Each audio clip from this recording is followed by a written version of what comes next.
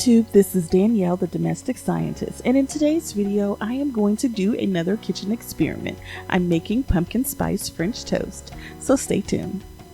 So those of you guys who've been following my channel know that my husband loves French toast and I happen to like pumpkin spice, so I decided to make a pumpkin spice French toast. Now I'm going to use the same custard, but I'm testing out two different types of bread to see which one turns out the best.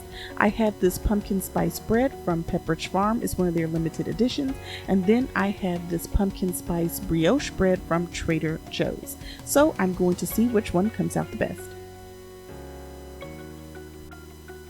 I'm going to go ahead and get started making my custard. I am going to use this International Delight pumpkin spice coffee creamer to make sure that it adds a richness to my eggs and that it adds a wonderful flavor to my custard. I'm going to go ahead and start pouring this in until all the creamer has moved around the eggs. Now I really do like warm spices, especially in the fall time, so I'm going to add some extra seasonings in here for enhanced flavor. The first thing I'm adding is a little bit of vanilla extract because it gives it that nice rich vanilla taste, and then I'm going to go ahead and start adding in my dry spices. Now I'm adding some cardamom, which is one of my favorite spices to use, and I think it pairs well with sweet potatoes and pumpkins. I'm also adding nutmeg, some cinnamon, and a little bit of a pumpkin spice as well.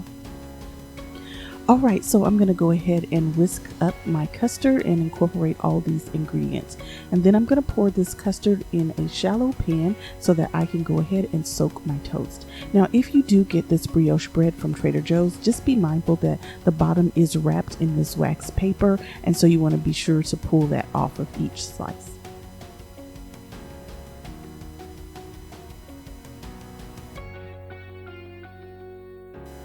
So I'm going to let all this toast soak for about 20 minutes until the custard is really well absorbed into the bread.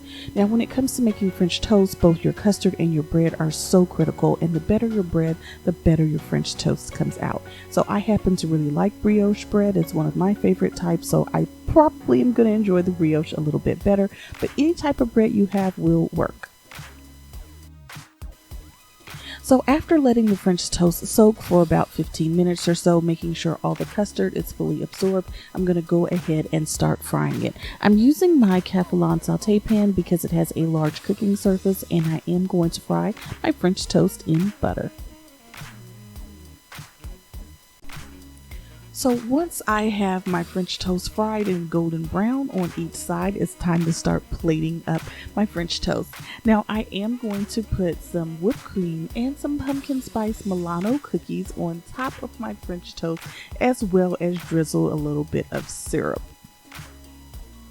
So now let's talk about the taste and the final outcome of my cooking experiment. Now, I have several other French toast recipes on my channel where I've done a lemon poppy French toast, which was incredible, and I did a chai latte French toast, which really had an intense chai flavor. So I was very hopeful that this pumpkin spice would really give me that warm pumpkin taste, but it really didn't. Now, don't get me wrong, the French toast was great, but I just didn't taste the pumpkin, and I'm not quite sure why.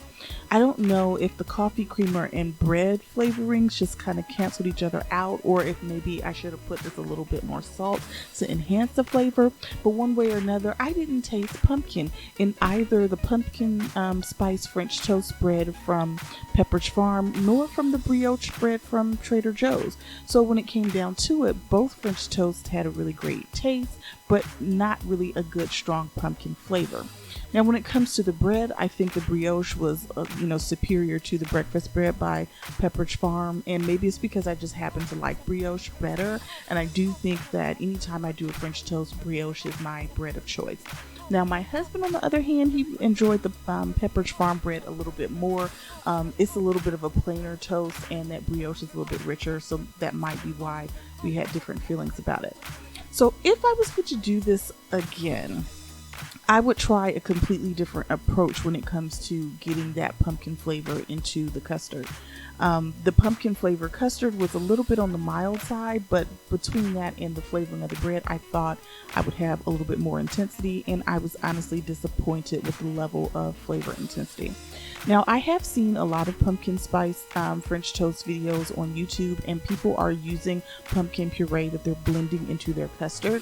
And when I saw that, I thought, okay, that pumpkin looks a little thick and that it's not going to get soaked into the bread. And while it might add more flavor, I was concerned about the consistency and potentially burning the pumpkin on the outside. But if I was to try this again, I would probably try to add some fresh pumpkin or to get some imitation pumpkin flavoring, similar to a vanilla extract, because I just felt like the intensity wasn't there and I felt like it was a little disappointing. Now, when it comes down to it, like I said, it was a great recipe. Everything turned out great in terms of taste, but just not great in terms of getting that intense flavor profile. So leave a comment in the box below and let me know if you've ever made a pumpkin spice French toast before, and if so, what did you use, or if you have any suggestions for what I should do to improve this recipe. I am certainly open to hearing it, and I might try this again before the season is over. I'm Danielle, the Domestic Scientist, and this has been another cooking experiment. I hope that you've enjoyed my channel, and if you have not already, please be sure to hit that subscribe button so you won't miss another video from me.